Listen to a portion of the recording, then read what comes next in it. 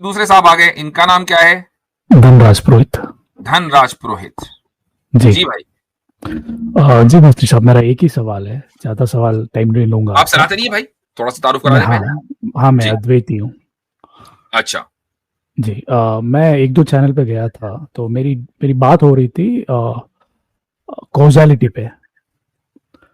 जी, तो मैं ये पूछना चाहता हूँ कि आप एरिस्टोटल की कॉजालिटी को मानते हैं, जहाँ पे कॉज और इफेक्ट इमीडिएट होता है, जैसे कि कॉज और कॉज। इफेक्ट।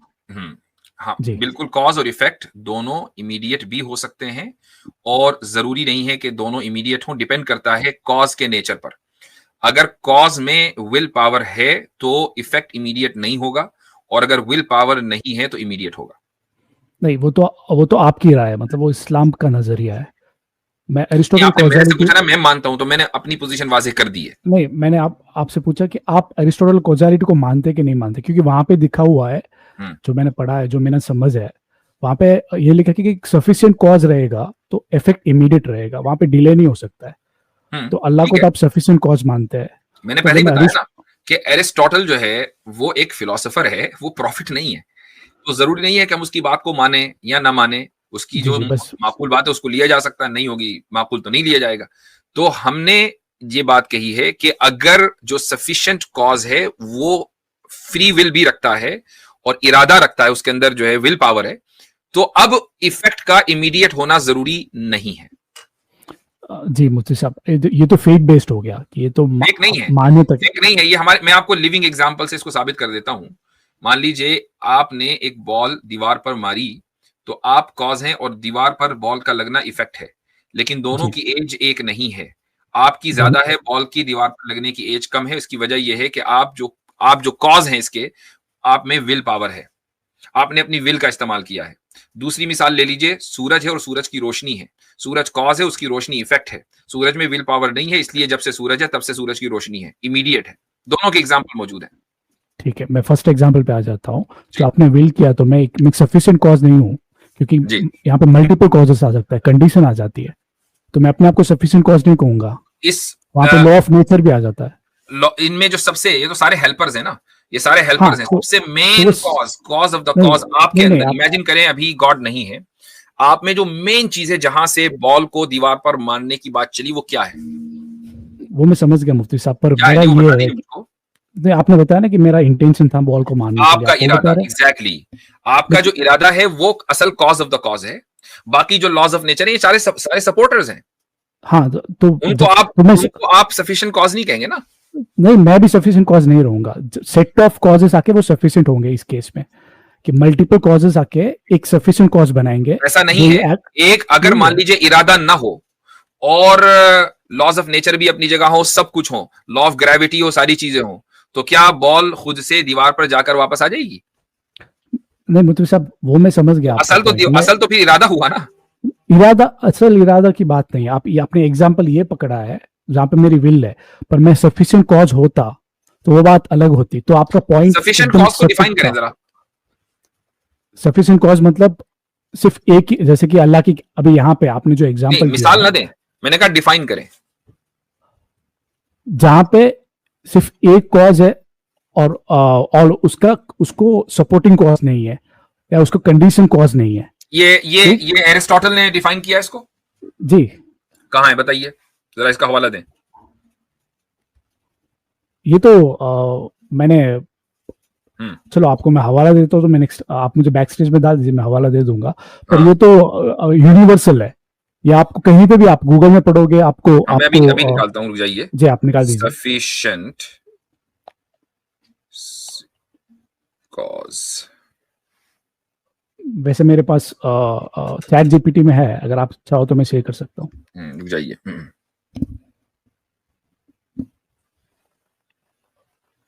सही, ठीक है। देखें इसमें जो यानी ऑब्वियसली गूगल पे किया मैंने, कोई किताब विताब नहीं खोली है। जी जी, ये तो अ, यूनिवर्सल है, तो आपको हर जगह मिल जाएगा। सही है।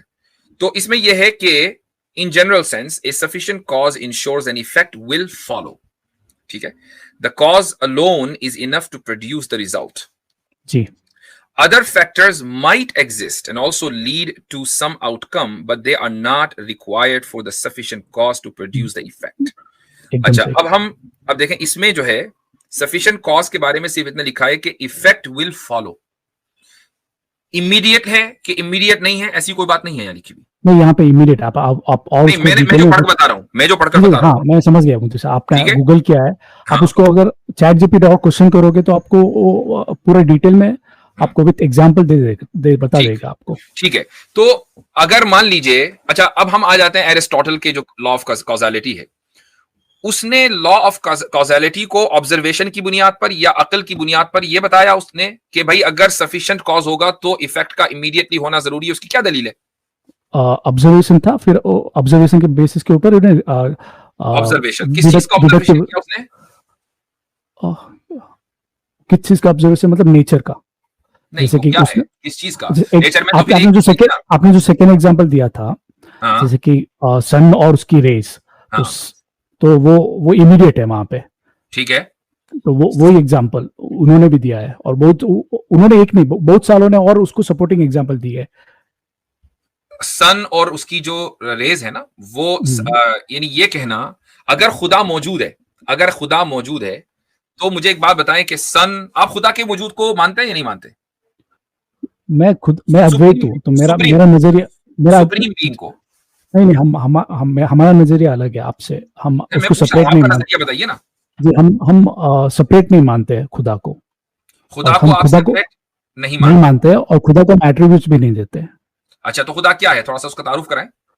जी, हमारे नजर में खुदा का जो डेफिनेशन है, जो आपका डेफिनेशन है कि वो इन्फिनाइट है, वो इटर्नल है, वो अनडिवाइडेड है, वो अनब्रोकन है, वो यूनिफाइड है। ठीक है, तो ये हम जनरल डेफिनेशन देते हैं, और हमारा ये मानता है कि वो अनमैनिफेस्टेड है, उसका अनमैनिफेस्टेड और मैनिफेस्टेड फॉर्म हम देखते हैं। वो जो यूनिवर्स है वो मैनिफेस्टेड फॉर्म है उसका। ठीक, तो यूनिवर्स जो है वो यूनिवर्स उसका मैनिफेस्टेड फॉर्म है, वो खुद मैनिफेस्टेड है। हाँ, मतलब जी, ठीक, तो उसके मैनिफेस्टेड फॉर्म में क्या सफिशिएंट कॉज होगा या वो अनमैनिफेस्टेड फॉर्म में सफिशिएंट कॉज है? नहीं, वो डिवीजन नहीं है वहां पे, ये तो आपको समझाने के लिए। डिवीजन तो आपने खुद ही कर दी, मैनिफेस्टेशन और अनमैनिफेस्टेशन की। नहीं, वहां पे डिवीजन नहीं है ना, वो तो समझाने के लिए मैंने आपको यूज किया है टर्म। इसका मतलब ये है कि जब तक कि आप ऐसी कोई मिसाल मुझे न दें जो खुदा पर फिट न हो सकती हो, तो आप खुदा को समझ ही नहीं सकते। नहीं, मैं आपको मिसाल दे सकता हूं ना, जैसे कि अगर मैं आपको क्वांटम, जी चलो मैं आपको ये देता हूं, अगर यूनिवर्स कनेक्टेड है, ये हमको क्वांटम फील्ड से पता चल जाता है, और जो क्वांटम एंटेंगलमेंट है अभी जहां पे, उससे ये पता चलता है कि यूनिवर्स कनेक्टेड है। तो ये मेरा ऑब्जर्वेशन हो गया। ठीक है, इस ऑब्जर्वेशन में इन्फर कर सकता हूं कि अगर यूनिवर्स आके इन्फिनाइट है तो वो कनेक्टेड है, और फाइनाइट है तो भी कनेक्टेड है। इन्फिनिट है कि फाइनाइट है यूनिवर्स? अभी जो 2018 का डेटा है उसके हिसाब से तो यूनिवर्स इनफाइनाइट है। यूनिवर्स इनफिनिट है। ये डेटा कहां से आया भाई? जरा हमें दिखाना, ये डेटा किधर से आया? जी, मैं अभी आपको रेफरेंस दे देता हूं। हाँ। कॉस्मिक, आप एक मिनट, अगर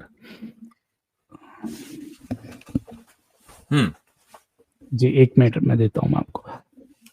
ये कॉस्मिक रेडिएशन का कॉस्मोलॉजी में अभी डेटा है 2018 का, उस पे ऊपर है ना, उन्होंने ये 3 मॉडल है उसके, एक फ्लैट यूनिवर्स, एक 1 मिनट, चैट जीपीटी से पूछा क्या?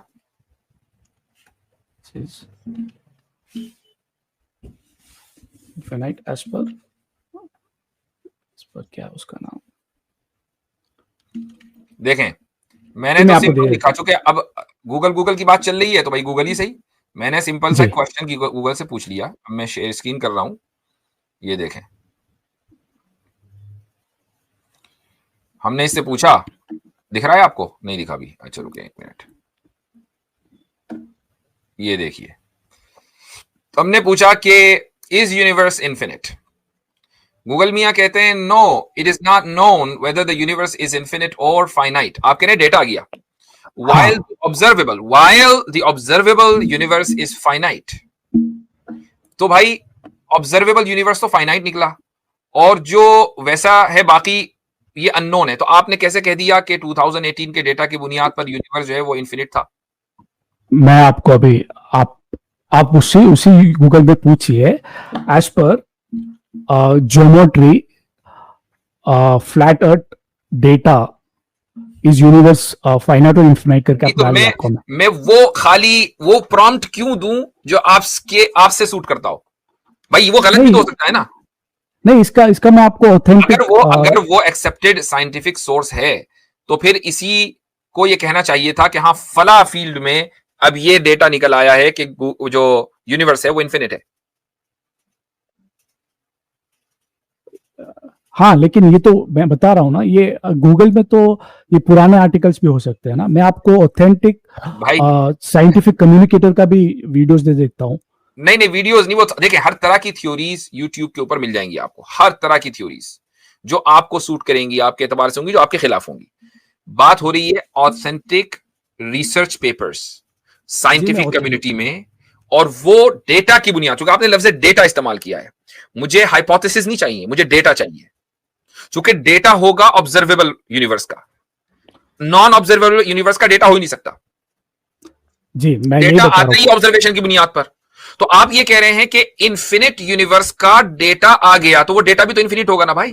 नहीं, वो ज्योमेट्री मॉडल के ऊपर है। देखिए, तो यहाँ पे ज्योमेट्री टाइप्स के फ्लैट, क्लोज और ओपन, 3 टाइप के मॉडल को बताया गया है। तो model, what I am trying to say, कि अलग अलग मॉडल्स साइंटिफिक कम्युनिटी की तरफ से आते हैं। इसका मतलब ये नहीं होता कि साइंटिफिक कम्युनिटी ने किसी डेटा की बुनियाद पर यह मान लिया कि यूनिवर्स इन्फिनिट है। ये आप लोग कौन सी दुनिया में रहते हैं भाई? कोई एक मॉडल कहीं कोई एक मॉडल किसी ने पेश कर दिया और आपको लगा कि हाँ चूंकि ये हमारे वर्ल्ड व्यू से रिलेट करता है तो ये सच्चाई होगा। नहीं, वहां पे 3 आपका जो फाइनाइट वाला भी मॉडल यूज किया उन्होंने, क्लोज और ओपन और फ्लैट, 3 मॉडल वहां पे प्रोपोज। हम मॉडल की बात नहीं कर रहे हैं, हम कर रहे हैं डेटा की बात। हाँ, डेटा का मतलब क्या होता है? अच्छा, डेटा को डिफाइन करें, क्या है डेटा? डेटा किस बुनियाद पर आता है? डेटा जो कॉस्मिक माइक्रोवेव बैकग्राउंड है, वो डेटा को कलेक्ट करके उन्होंने जो ज्योमेट्री है, फ्लैट वाली ज्योमेट्री, उसके ऊपर अप्लाई किया। वहां पे उनको 0.02% का वेरिएशन आ रहा है, और वो कंक्लूड कर रहे हैं कि भाई इस डेटा के बेसिस के ऊपर फ्लैट यूनिवर्स है। ओपन और क्लोज एंडेड यूनिवर्स का कुछ डेटा ही नहीं है। एटलीस्ट इसका तो 99 और जो डेटा है, अभी डेटा की डिटेल्स में तो मुझे नहीं पता, पर इसका डिटेल की डेटा की एक्यूरेसी 97 to 99% है। मैंने पहले ही बताया कि साइंटिफिक कम्युनिटी में 1929 के बाद से आज तक कितनी ही कोशिशें और अटेम्प्ट हो चुके हैं कि यूनिवर्स को इन्फिनिट साबित कर दिया जाए। अलग अलग मॉडल्स आए हैं, लेकिन उन मॉडल्स को अभी तक साइंटिफिक कम्युनिटी ने वाइडली एक्सेप्ट नहीं किया है, अगरचे उनकी दिल से ख्वाहिश यही है कि यूनिवर्स को इन्फिनिट साबित कर दिया जाए। क्योंकि जब यूनिवर्स इन्फिनिट साबित हो जाएगा तो गॉड की जरूरत ही नहीं रहेगी। ठीक है, ये मैं सेक्युलर साइंटिस्ट की बात कर रहा हूं, आपकी बात नहीं कर रहा हूं। आप तो उसी को मैं सेक्युलर साइंटिस्ट की बात कर रहा हूं। मैं आप मुझे बैक पेज में डाल दिए, मैं आपको पूरा डेटा दे दूंगा, मुझे टाइम चाहिए। हाँ, तो वो डेटा बेटा आप दीजिएगा प्राइवेट चैट में या अगले मर्तबा आइएगा। ठीक है, ठीक है। मेरा ये नहीं था, मेरा वो कॉज़ैलिटी पे था। हाँ, तो कॉज़ैलिटी का भी मैंने आपसे पूछा कि जो खुदा का आपके यहां तस्वुर क्या है, आप उस तस्वुर को नहीं समझा सके मुझे। अब मिसाल आप कह रहे हैं कि खुदा वो है जिसका मैनिफेस्टेशन ना हो सके, फिर आप मैनिफेस्टेशन कर देते हैं, फिर खुदा में तकसीम कर दी ना आपने। नहीं, मैनिफेस्टेशन तो उसका ही है ना। अब आप पानी को पकड़ लो एग्जांपल। अच्छा, सफिशिएंट कॉज में इरादा हो सकता है कि नहीं हो सकता? वो मैं नहीं, वो मैंने इरादा को हम अलग से मानते हैं। इरादा मतलब हम उसको उसको हम अप्लाई नहीं करते हैं, क्योंकि हमारे नजर में वो लिमिटेड है। पूछ रहा हूं, हो सकता है कि नहीं हो सकता? वो आपको दिखाने की बात अलग है। हो सकता है कि नहीं हो सकता? नहीं हो सकता है। क्यों नहीं हो सकता? क्योंकि ये ह्यूमन लिमिटेशंस है, इसलिए नहीं हो सकता है। इरादा ह्यूमन लिमिटेशंस है कि ह्यूमन ट्रेट है जो इंसान को दूसरों से, जो यानी चरिंद परिंद है और जानवर हैं या इसी तरीके से ऑब्जेक्ट्स हैं, पार्टिकल्स हैं, उनसे इंसान को सुपीरियर बनाता है। क्या चीज? जो विल को हम डिजायर मानते हैं। डिजायर का मतलब यही है कि आपने कुछ करनी है, इसलिए आप डिजायर करते हो। ऐसा नहीं है। आप क्या चीज आपको एक पार्टिकल से या एक पत्थर से मुमताज बनाती है? क्या चीज? आप पत्थर नहीं है। आपने विल का पूछा ना मुफ्ती साहब, तो मैं विल का जवाब दे रहा हूँ। हाँ, तो विल, ये जो इरादा है, वो आप जो बता रहे हो, वो कॉन्शियसनेस की बात कर रहे हैं कि आप, ये जो इरादा है, हाँ, शुऊर कह लीजिए आप इसको, ये जो इरादा है, कॉन्शियसनेस कह लें उर्दू में, अंग्रेजी में, उसको हम उर्दू में, अरबी में इरादा बोलते हैं। इसीलिए मैं, और इरादा चूंकि कॉमन लफ्ज, इसलिए मैंने ये लफ्ज बोला। इरादा डिजायर में बड़ा फर्क है। डिजायर को हम बोलते हैं ख्वाहिश, किसी चीज में कमी है, आप में ये ख्वाहिश हुई कि मैं उसको पूरा कर लूं, ये ख्वाहिश है, ये डिजायर है।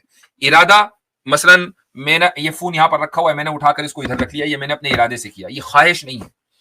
तो कॉन्शियसनेस की बुनियाद पर हम बहुत से काम करते हैं जो पत्थर और सूरज वूरज नहीं कर सकते, क्योंकि उनके अंदर वो कॉन्शियसनेस नहीं है। अब मुझे एक बात बताएं कि क्या उस सफिशिएंट कॉज में, कि जिसको आप खुदा मान रहे हैं, शुऊर या कॉन्शियसनेस या इरादा हो सकता है या नहीं? नहीं हो सकता सर। क्यों नहीं हो सकता? मैंने वही बताया ना, जो इंटेंशन है, जो विल है, आपकी विल और इंटेंशन इसलिए है कि आप डिपेंडेंट हो।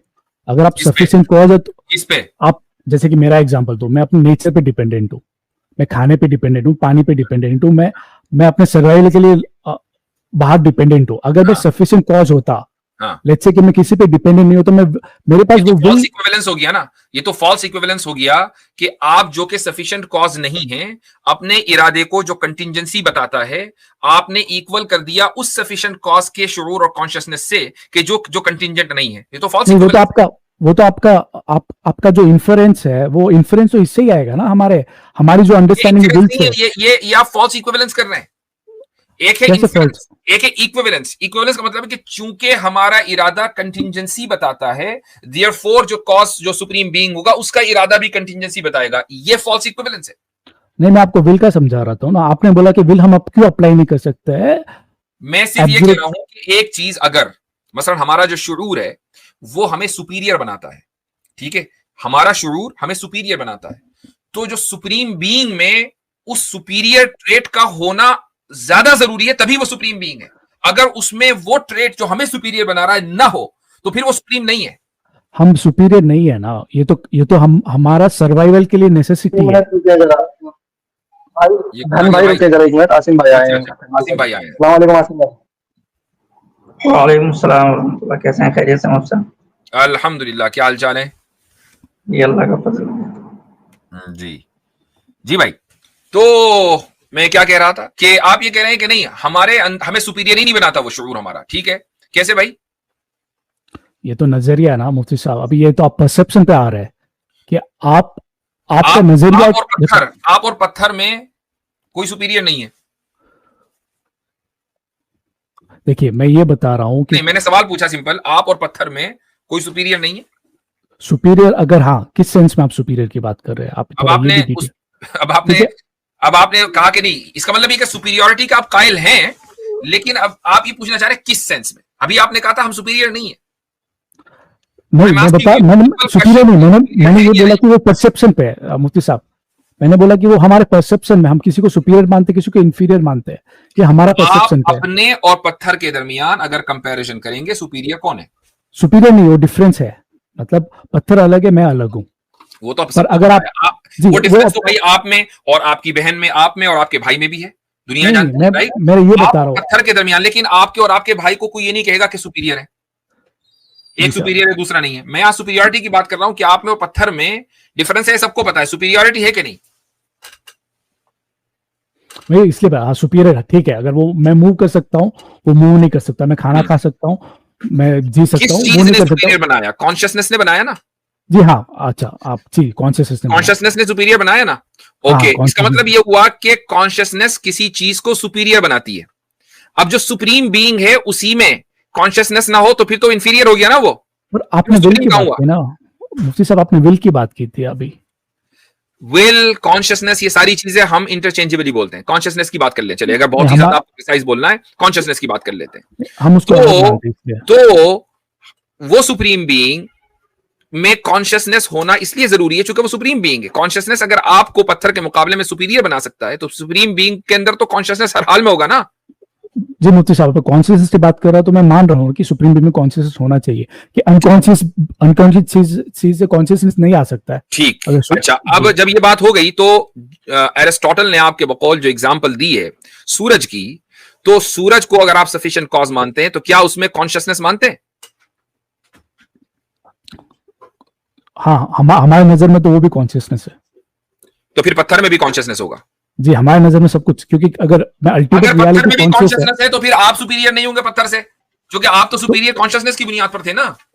तो वही मैं बता रहा हूँ कि वो परसेप्शन, इसलिए मैंने आपको डिटेल भी पूछा था कि आप देखें, किस चीज ये पे हो गया superior है। सर्कुलर। अभी आपने Circular कहा नहीं। कि मैं पत्थर से सुपीरियर हूं चूंकि मेरे अंदर कॉन्शियसनेस है।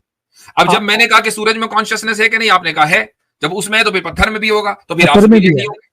हमारे हमारे देखो मुफ्ती साहब, अगर यहाँ पे मुझे लगता है कि आपको दूसरा सवाल पूछोगे, इसलिए मैं आपसे अग्री कर रहा था। अगर आप बोले कि कॉन्शियसनेस पे सवाल पूछ रहा हूँ और मेरा ये पूछना है कि आपके नजर में सूरज, पत्थर और आप में सब में कॉन्शियसनेस है, तो मैं बोलूंगा हाँ, हमारे नजर में अल्टीमेट रियलिटी कॉन्शियस है।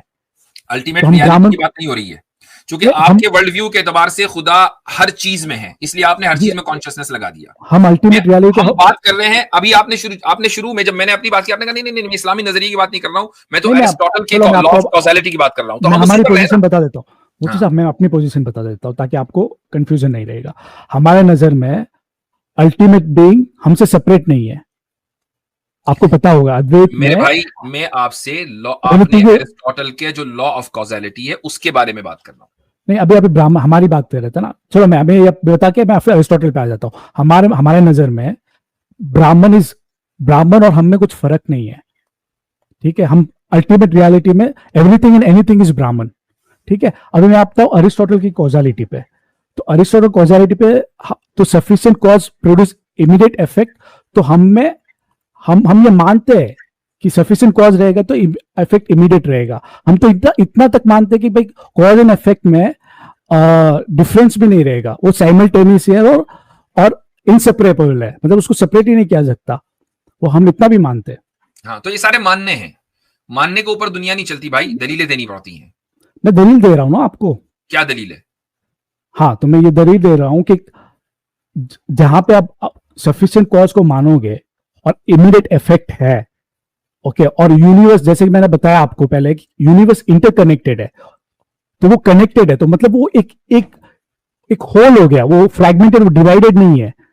तो ब्राह्मण अनडिवाइडेड है। अगर ब्राह्मण अनडिवाइडेड है, मैं आपको, तो वहां पे कॉज एंड इफेक्ट नहीं आएगा, क्योंकि हमारा इटर्नल हो गया फिर। I don't know what you are saying, I did not understand to be honest. नहीं, आसिम भाई, आपके समझ में आई बात कुछ? नहीं, ये तो फिर क्लेम ही कर रहे हैं। Claim वैसे है, इनको दलील नहीं है। इनको पता है कि ये इटर्नल का डिफिनेशन क्या करते हैं? इटर्नल का मतलब क्या होता है आपके यहाँ? उसका कुछ बिगिनिंग नहीं है और एंड नहीं है। इटर्नल मीन्स के जो बिगिन टू एग्जिस्ट नहीं हो, यही है ना?